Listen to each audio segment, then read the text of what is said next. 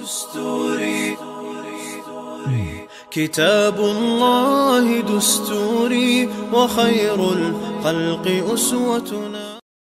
السلام علیکم ورحمۃ اللہ وبرکاتہ. الحمد للہ رب العالمین والصلاة والسلام علی رسول الامین، اما بعد فاعوذ باللہ السمیع العلیم من الشیطان الرجیم. رب اشرح لی صدری ویسر لی امری واحلل عقدۃ من لسانی یفقہوا قولی. معزز سامعین، ہمارا یہ 34واں درس ہے دینی معلوماتی کورس کا. پچھلے درس میں ہم نے نماز کی سنتوں کے بارے میں عرض کیا تھا. تو آخری بات جہاں ہم ٹھہرے تھے کہ درود ابراہیمی کے بعد آخری تشہد میں دعا جو ہے کرنی چاہیے، کیونکہ صحیح مسلم کی روایت یہ لفظ ہیں ثم لیتخیر من المسألۃ ما شاء، پھر وہ جو چاہے مانگے. اس ضمن میں کچھ روایات ثابت ہیں، جیسے کہ ابو بکر صدیق رضی اللہ تعالی عنہ کو آپ نے ایک دعا سکھلائی جو آخر میں تشہد کے آخر میں پڑھیں، رب انی ظلمت نفسی ظلما کثیرا ولا یغفر الذنوب الا انت. اے اللہ، میں نے اپنے اوپر بہت زیادہ ظلم کیا اور تیرے علاوہ کوئی معاف کرنے والا نہیں. تو اور بھی دعائیں ہیں، اور جو آتی ہوں عربی میں قرآنی دعائیں اور جس حدیث سے، تو جتنی دعائیں یہاں دعا قبولیت کا وقت ہے، اس لیے یہاں دعا مانگنی چاہیے. اور خاص کر آپ جب سنتیں پڑھ رہے ہیں، نوافل پڑھ رہے ہیں، تو پھر آپ مرتبط نہیں، اکیلے ہیں، آپ لمبی دعائیں کر سکتے ہیں، خاص کر رات کی نماز میں. سلام پھیرنے کے بعد کے اذکار کی طرف ہم آتے ہیں. اس کے بعد مبطلات الصلاۃ، جن سے نماز باطل ہوتی ہے، اسے مؤخر ذرا کرتے ہیں کیونکہ کچھ اہم مسائل ہیں. سلام پھیرنے کے بعد جو ہے کہ اونچی آواز سے ہم اکثر مساجد میں سنتے ہیں لا الہ الا اللہ، اس طرح کی آوازیں سنتے ہیں. یہ کسی صحیح حدیث سے ثابت نہیں ہے.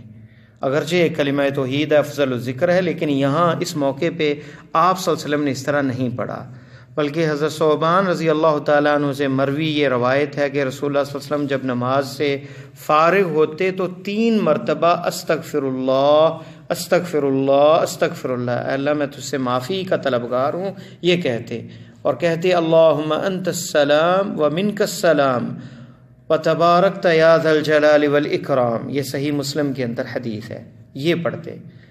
اور اس دعا میں کچھ لوگ اضافہ کرتے ہیں وَإِلَيْكَ يَرْجِعُ السَّلَامُ حَيِّنَا رَبَّنَا بِالسَّلَامِ وَأَدْخِلْنَا دَارَ السَّلَامِ. یہ کسی صحیح حدیث سے ثابت نہیں. یہ الفاظ کا استعمال یا زیادتی کرنی یہ کسی صحیح حدیث سے ثابت نہیں ہے. برا رضی اللہ تعالیٰ عنہ سے مروی ایک اور روایت کہ آپ صلی اللہ علیہ وسلم نماز کے بعد کہتے رب قنی عذابک یوم تبعث عبادک یوم تبعث عبادک، اے میرے رب مجھے آپ نے قنی عذابک اپنے عذاب سے بچا اس دن جس دن تو اپنے بندوں کو مبعوث کرے گا، اکٹھا کرے گا، اٹھائے گا. یہ روایت بھی صحیح مسلم میں ہے. معاذ بن جبل رضی اللہ تعالیٰ عنہ کو آپ نے ایک دفعہ ہاتھ پکڑا اور فرمایا کہ میں تم سے محبت کرتا ہوں، اور یہ کلمات ہر نماز کے بعد کہنا ہرگز نہ چھوڑنا، اللہم اعنی علی ذکرک و شکرک و حسن عبادتک. اے اللہ میری مدد فرما اپنا ذکر ادا کرنے میں اور تیرا شکر ادا کرنے میں اور اچھے طریقے سے عبادت کرنے میں. تو یہ بڑی عظیم دعا ہے، کیونکہ اللہ کی توفیق، اس کی قوت اور اس کی تدبیر کے بغیر ہمیں ایک انسان ایک پتہ حرکت نہیں کرتا. تو ہماری جو کاوشیں، محنتیں، سعییں اور جد و جہد جتنی بھی ہے وہ بھی اللہ کی توفیق کی مرہون منت ہے کہ اللہ کی توفیق شامل حال رہے تو ہم عبادت کر سکتے ہیں، اور اس کی جناب کا احسان ہم پہ رہے تو ہم جو ہے اللہ کی عبادت بھی اور شکر بھی اور ذکر بھی کر سکتے ہیں. تو اس میں اللہ سے اعانت اور مدد مانگی گئی ہے. ابو امامہ سے مروی ہے کہ رسول اللہ صلی اللہ علیہ وسلم نے فرمایا جس نے ہر نماز کے بعد آیت الکرسی پڑھی اسے جنت میں داخلے سے سوائے موت کے کسی چیز نے نہیں روکے رکھا. یعنی آیت الکرسی کی فضیلت ہے جو ہر فرض نماز کے بعد پڑھتا ہے، جنت میں اور اس کے درمیان صرف موت ہے. اور یہ روایت صحیح ہے. شیخ البانی نے سلسلہ صحیحہ میں ذکر کی، اور امام نسائی نے اپنی سنن میں، اور امام طبرانی نے اپنی معجم الکبیر کے اندر اسے ذکر کیا ہے. تو یہ روایت بھی صحیح ہے. تو آیت الکرسی کا بھی اہتمام کیا جائے. عقبہ ابن عامر کی روایت جو ہے، آپ صلی اللہ علیہ وسلم نے مجھے ہر نماز کے بعد معوذات یعنی سورۃ الفلق، سورۃ الناس اور سورۃ الاخلاص پڑھنے کا حکم دیا، اور یہ روایت ابو داؤد کے اندر ہے، کتاب الصلاۃ میں باب فی الاستغفار، اور امام ترمذی نے بھی اسے روایت کیا، اور سنن نسائی اور مسند احمد اور مستدرک حاکم کے اندر بھی ہے، اور شیخ البانی نے اپنی صحیح ابو داؤد میں اسے صحیح کہا ہے۔ تو سورہ فلق، سورہ ناس اور اخلاص ہر فرض نماز کے بعد پڑھنا یہ بہت بڑا پناہ ہے اللہ تعالیٰ کی، جادو سے پناہ، جادو کے شر سے اور نظر بد کے شر سے، تو ان کا اہتمام کرنا ہر نماز کے بعد یہ بھی سنت سے ثابت ہے۔ اس کے علاوہ مغیرہ ابن شعبہ کی روایت ہے کہ آپ صلی اللہ علیہ وسلم نے ہر فرض نماز کے بعد یہ دعا پڑھتے، لا الہ الا اللہ وحدہ لا شریک لہ، لہ الملک ولہ الحمد وہو علی کل شیء قدیر، اللہم لا مانع لما اعطیت، اللہم لا مانع لما اعطیت ولا معطی لما منعت ولا ينفع ذا الجد منک الجد۔ اور یہ روایت جو ہے بخاری کے اندر ہے، یہ دعا بھی ثابت ہے۔ اور عبداللہ ابن زبیر سے مروی ہے کہ رسول صلی اللہ علیہ وسلم ہر نماز کے بعد یہ کلمات کہتے، اس میں ہے لا الہ الا اللہ وحدہ لا شریک لہ، لہ الملک ولہ الحمد وہو علی کل شیء قدیر، لا حول ولا قوۃ الا باللہ۔ اور ایک حدیث میں آتا ہے کہ لا حول ولا قوۃ الا باللہ جو ہے یہ جنت کے خزانوں میں سے خزانہ ہے۔ لا الہ الا اللہ ولا نعبد الا ایاہ، لہ النعمۃ ولہ الفضل ولہ الثناء الحسن، لا الہ الا اللہ مخلصین لہ الدین ولو کرہ الکافرون۔ اور یہ روایت صحیح مسلم میں ہے۔ تو یہ بھی جو ہے مسنون دعا ہے فرض نماز کے بعد۔ اس کے علاوہ ایک اور عمل ہے، 33 دفعہ سبحان اللہ اور 33 دفعہ الحمدللہ اور 33 دفعہ اللہ اکبر کہنا، اور پورا 100 کرنے کے لیے لا الہ الا اللہ وحدہ لا شریک لہ، لہ الملک ولہ الحمد وہو علی کل شیء قدیر۔ یہ پڑھے تو اس کے تمام گناہ بندے کے معاف کر دیے جائیں گے، خواہ سمندر کی جھاگ کے ہی برابر کیوں نہ ہو۔ اور یہ روایت صحیح مسلم کے اندر اور مسند احمد میں ہے۔ اور ایک روایت میں ہے 100 کا عدد پورا کرنے کے لیے 34 دفعہ اللہ اکبر کہنے کا ذکر ہے، اور یہ روایت بھی صحیح مسلم میں موجود ہے۔ اسی طرح ایک روایت میں 10 مرتبہ سبحان اللہ الحمدللہ اللہ اکبر پڑھنے کا ذکر آتا ہے، اور یہ روایت صحیح ابن ماجہ اور ترمذی میں ہے، اور شیخ البانی نے اپنی صحیح ابن ماجہ میں اسے صحیح کہا ہے۔ تو جلدی ہو تو کم از کم 10 مرتبہ یہ بندہ پڑھ لے، تو کبھی اس سنت پہ عمل کر لے، کبھی اس سنت پہ عمل کر لے۔ اس کے علاوہ سعد رضی اللہ تعالیٰ عنہ سے مروی یہ صحیح بخاری میں لفظ ہیں کہ آپ نماز کے بعد ان اشیاء سے پناہ مانگتے، اللہم انی اعوذ بک من البخل واعوذ بک من الجبن، اے اللہ میں کنجوسی سے تیری پناہ میں آتا ہوں اور بزدلی سے تیری پناہ میں آتا ہوں، واعوذ بک من ان ارد الی ارذل العمر، اور میں تیری پناہ میں آتا ہوں عمر کے اس کمزور والے حصے میں جس میں انسان کے اعضاء جواب دے جاتے ہیں، وَأَعُوذُ بِكَ مِنْ فِتْنَةِ الدُّنْيَا، اے اللہ میں دنیا کی آزمائش سے تیری پناہ میں آتا ہوں، وَأَعُوذُ بِكَ مِنْ عَذَابِ الْقَبْرِ، اور قبر کے عذاب سے تیری پناہ میں آتا ہوں۔ یہ بخاری میں لفظ ہیں۔ اور فجر کے لیے خاص ایک عمل ہے جو ام سلمہ رضی اللہ تعالی عنہ کی روایت میں ابن ماجہ کے اندر ہے، اور یہ صحیح ہے روایت، مسند احمد اور حمیدی نے بھی اسے روایت کیا ہے۔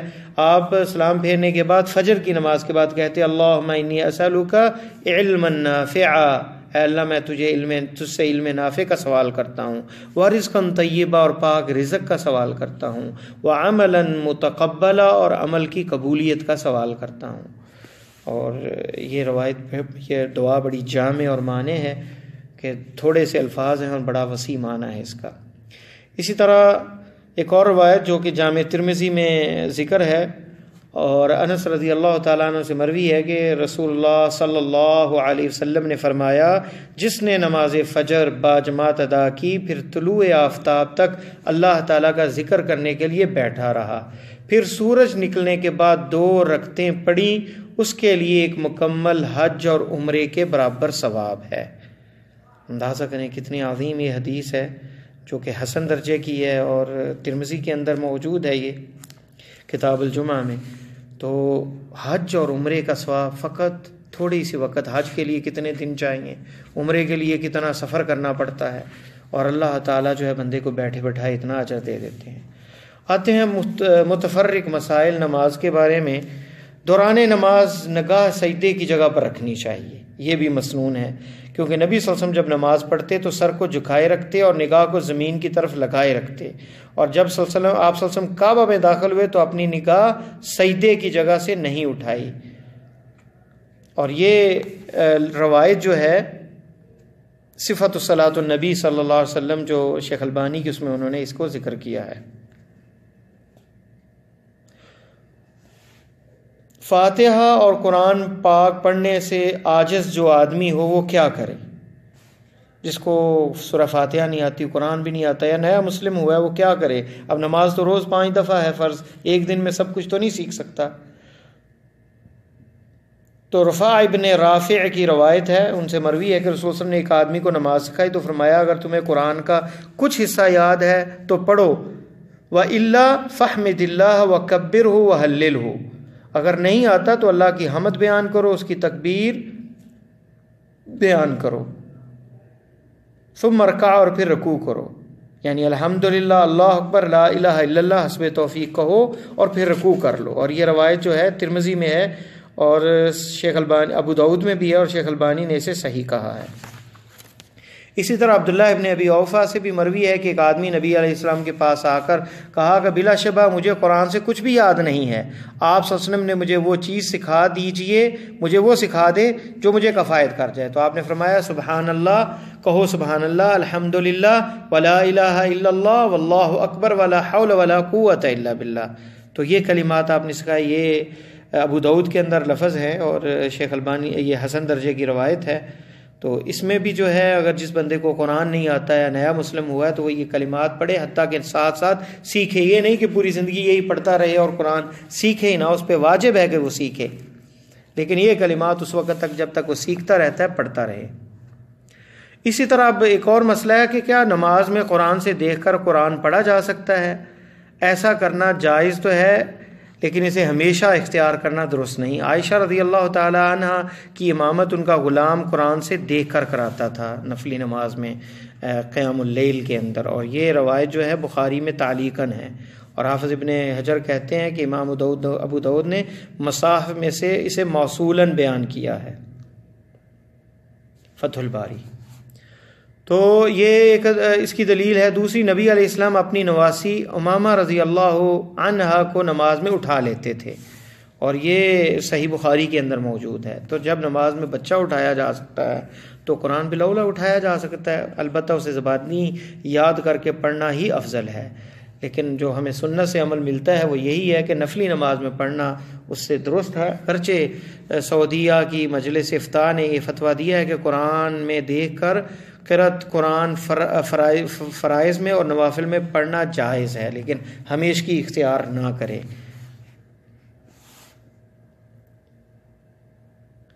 دوران قرأت رحمت کی آیات اگر ذکر ہو تو اللہ سے اللہ کی اس رحمت کا سوال کرنا، اور اگر عذاب کی ہو تو پناہ مانگنا اللہ سے۔ یہ جو ہے صحیح مسلم میں ایک روایت آتی ہے کہ نبی صلی اللہ علیہ وسلم جب بھی کوئی رحمت کی آیت آتی تو وقف عندها يسأل ولا آیت عذاب الا تعوذ منها، رحمت کی آیت آتی تو اللہ سے سوال کرتے، عذاب کی آیت آتی تو اللہ کی پناہ مانگتے۔ لیکن یہ صرف نفلی نماز میں ثابت ہے، فرضی نماز میں ہوتا تو یہ صحابہ سے اور احادیث میں ثابت ہوتا، لیکن یہ آپ کی نفلی نماز سے ثابت ہے، جیسا کہ حذیفہ رضی اللہ عنہ کی حدیث میں ہے۔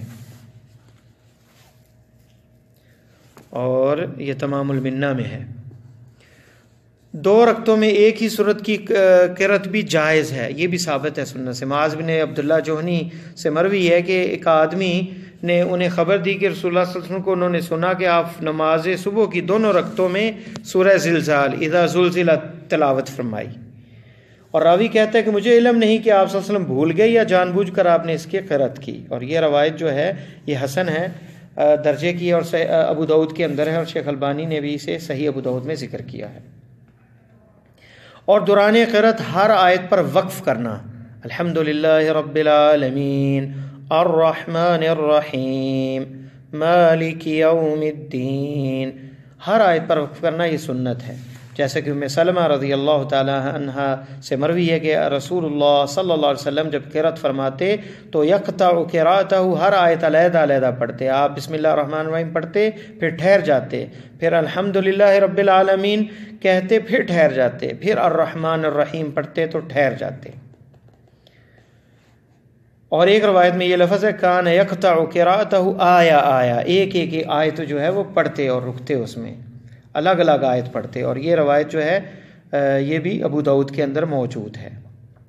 قراءت سے پہلے اور بعد میں سکتہ جو ہے ابو ہریرہ سے مروی ہے کہ کان رسول اللہ صلی اللہ علیہ وسلم اذا کبر للصلاۃ سکت ہنیئہ قبل ان یقرأ رسول اللہ صلی اللہ علیہ وسلم، تو تکبیر سے پہلے جب آپ تکبیر تحریمہ کے بعد قرأت سے پہلے کچھ توقف فرماتے، رکتے، اور اس میں آپ دعائے استفتاح پڑھتے، اور یہ روایت جو ہے یہ بخاری کے اندر موجود ہے۔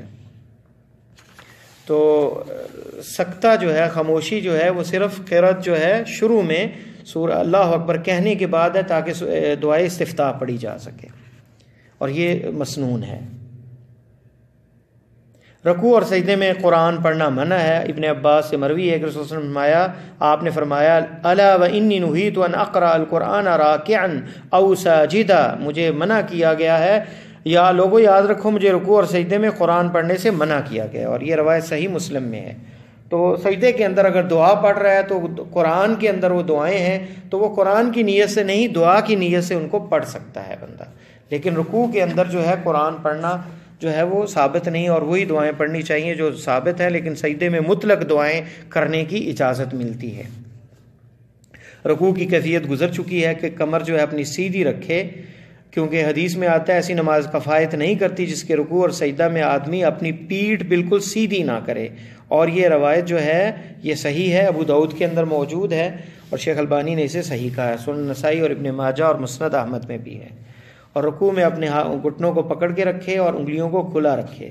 سجدے کی کیفیت جو ہے جھکتے وقت اپنے پہلے دونوں ہاتھ زمین پر رکھے، جیسا کہ ابو ہریرہ کی روایت ہے، آپ صلی اللہ علیہ وسلم نے فرمایا تب تم میں سے جب کوئی سجدہ کرے تو اونٹ کی طرح نہ بیٹھے، وَلْيَضَعْ يَدَيْهِ قَبْلَ رُكْبَتَيْهِ، اپنے گھٹنوں سے پہلے ہاتھ رکھے، اپنے دونوں اپنے ہاتھ گھٹنوں سے پہلے زمین پر رکھے، اور یہ روایت ابو داؤد کے اندر موجود ہے، اور یہ صحیح ہے روایت۔ اور نافع سے مروی ہے کہ عبداللہ ابن عمر اپنے ہاتھ گھٹنوں سے پہلے رکھتے تھے اور فرماتے تھے کہ رسول اللہ صلی اللہ علیہ وسلم بھی ایسا ہی کرتے تھے، اور یہ صحیح ابن خزیمہ اور سنن دارقطنی اور بہقی سنن بہقی کے اندر اور مستدرک حاکم میں ہے، اور امام بخاری نے تعلیقاً اسے ذکر کیا ہے۔ اور جو دوسری روایت ہے وائل ابن حجر کی ہے جس میں یہ آتا ہے کہ پہلے گھٹنے زمین پہ رکھنے چاہیے، یہ روایت ضعیف ہے، ابو داؤد میں ہے اور یہ ضعیف ہے، شیخ البانی نے اسے ضعیف کہا ہے، ابن ماجہ میں بھی ہے اور ترمذی اور نسائی میں بھی ہے، لیکن یہ روایت ضعیف ہے جیسا کہ شیخ البانی نے اس کا ذکر کیا ہے۔ تو وائل ابن حجر سے صحیح حدیث کیا ہے؟ ابو ہریرہ کی اور عبداللہ ابن عمر کی، تو پہلے ہاتھ رکھنے ہیں سجدے کی کیفیت کے اندر، سجدے میں جاتے وقت۔ اور سجدہ جو ہے وہ 7 جیسے حدیث میں آتا ہے کہ احناف کے ہاں جو ہے وہ اس ضعیف حدیث پر عمل کیا جاتا ہے کہ وہ گھٹنے پہلے رکھتے ہیں، اور ابن قیم نے بھی وائل ابن حجر والی یہ ضعیف روایت کو ترجیح دی ہے، لیکن امام مالک اور ابن حزم نے یہ حدیث جو صحیح ہے اس کے مطابق فیصلہ دیا ہے کہ پہلے ہاتھ لگائے زمین پہ سجدہ کرنے کے لیے، اور سجدے میں 7 اعضاء پر سجدہ کرنے کا حکم ہے۔ حدیث میں آتا ہے ابن عباس سے مروی ہے کہ فرمایا اذا سجد العبد سجد معه اعراب وجهه وكفاه ركبتاه وقدماه، جب بندہ سجدہ کرتا ہے اس کے ساتھ 7 اعضاء بھی سجدہ کرتے ہیں، اس کا چہرہ، اس کے دونوں ہاتھ، اس کے دونوں گھٹنے اور اس کے دونوں قدم۔ اور ابن عباس کی دوسری روایت میں آتا ہے، یہ پہلی روایت جو ہے یہ صحیح مسلم میں ہے کہ مجھے 7 ہڈیوں پر سجدہ کرنے کا حکم ہوا، آپ صلی اللہ علیہ وسلم نے فرمایا۔ پیشانی پر یہ کہتے ہوئے آپ نے آپ صلی اللہ علیہ وسلم نے اپنے ناک کی طرف اشارہ کیا، یعنی پیشانی اور ناک بھی سجدے میں لگنی چاہیے، اور یہ رکن ہے، آپ کو پتہ ہے، سجدہ اور صحیح ادا نہ ہو تو پھر وہ نماز صحیح نہیں اس کی ہوگی، وہ رکعت نہیں ہوگی جس میں سجدہ صحیح نہیں ہوگا۔ یہ بخاری کے اندر موجود ہے۔ اور ایک روایت یہ بھی آتی ہے کہ لا صلاۃ لمن لم یمس انفہ الارض ما یمس الجبین، جو بندہ اپنا ناک کو زمین پہ نہیں لگاتا اور جو پیشانی زمین پہ لگتی ہے تو ناک نہیں لگاتا تو اس کی نماز نہیں ہے، اور یہ حدیث بخاری کی شرط پر صحیح ہے، تمام المنہ میں اسے ذکر کیا گیا ہے۔ سجدے کے اندر کثرت سے دعا کرنی چاہیے۔ حضرت ابو ہریرہ سے مروی ہے کہ آپ صلی اللہ علیہ وسلم نے فرمایا اقرب ما یکون العبد من ربہ وہو ساجد فاکثر الدعاء، سجدے میں بندہ رب کے قریب ہوتا ہے تو اس میں کثرت سے دعا کرے۔ اور یہ روایت جو ہے یہ صحیح مسلم کے اندر ہے۔ اور ایک روایت میں یہ الفاظ ہے اما السجود فاجتہدوا فی الدعاء، اور سجدے اس میں کوشش کرو، محنت کرو دعا کی، فقمن ان یستجاب لکم، کوشش اور جستجو سے دعا مانگا کرو سجدے میں، کیونکہ یہ لائق ہے کہ تمہاری دعا قبول کی جائے۔ اور یہ بھی صحیح مسلم کے لفظ ہیں۔ تو نماز کے بعد انگلیوں کو اذکار کی گنتی کے لیے استعمال کریں، تسبیح سے بچیں، کیونکہ یہ انگلیاں جو ہیں یہ گواہی دیں گے۔ اعقدنا بالانامل فانہن مسئولات مستنطقات، قیامت کے روز یہ گواہی دیں گی بول کے، جیسا کہ یہ ابو داؤد کے اندر یہ لفظ ہیں۔ اور ایک روایت میں یعقد التسبیح بیمینی، اب دائیں ہاتھ سے تسبیح پڑھتے، سبحان اللہ کی گنتی کرتے، اور یہ روایت جو ہے ابو داؤد کے اندر ہے۔ تو تسبیح کو چھوڑنا جو ہے ہاتھ سے جو ہے وہ کرنا زیادہ افضل ہے۔ نماز کے بعد اجتماعی دعا کا جو مسئلہ ہے یہ کافی مختلف ہی ہے، لیکن ہمیشہ جو ہے دعا کے لیے ہاتھ اٹھا دینا اور اسے اس سنت بنا کے اس طرح دعا کرنا یہ ثابت نہیں ہے آپ سے۔ جب آپ سے کہا گیا، سوال کیا گیا کسی موقع پہ بھی، چاہے خطبے کے دوران بھی، آپ نے ہاتھ اٹھا کے دعا کر دی۔ اس لیے کوئی بیمار ہو، کوئی فوت شدہ ہو، کوئی دعا کے لیے کہہ دے تو دعا کر دے، لیکن مستقل اسے عمل نہ بنایا جائے، بلکہ جو دعائیں ثابت ہیں ان کو پڑھا جائے۔ اللہ سے دعا ہے کہ اللہ ہمیں قرآن و سنت پر عمل کرنے کی توفیق عطا فرمائے۔ اور یہ سمجھنے والی بات ہے، عورت اور مرد کی نماز میں کوئی فرق نہیں ہے۔ عورتوں کی نماز اور مردوں کی نماز میں کوئی فرق نہیں ہے، سوائے کہ عورت کا جو ہے وہ اگر محرم مرد ہیں تو چہرہ بھی ڈھپا ہو، پورا جسم ڈھانپا ہوا ہو، اور اگر غیر محرم مرد نہیں تو چہرہ اور ہاتھ صرف جو ہے وہ نظر آنے چاہیے اس کے۔ باقی تفاصیل انشاءاللہ اگلے درس میں پڑھیں گے۔ السلام علیکم ورحمۃ اللہ وبرکاتہ۔